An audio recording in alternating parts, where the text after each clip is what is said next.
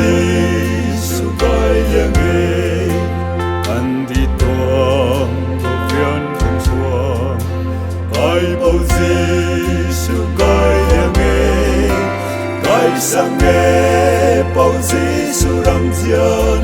li li quang không xuông ngài ye bầu Giêsu nắng râm diên hơi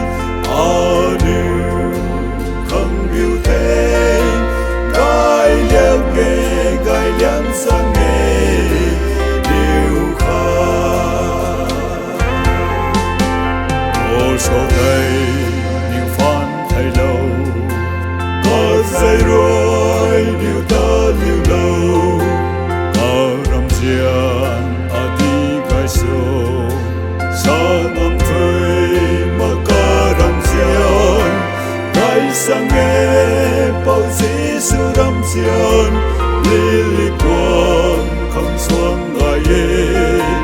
bầu Giêsu nắng râm diên hơi ở điều không biểu thế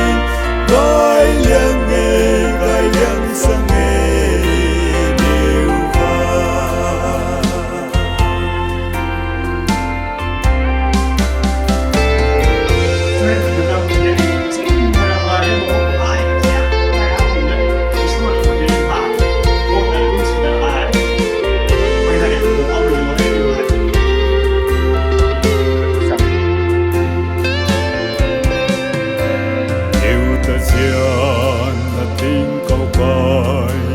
điều ta diên là sống đã lâu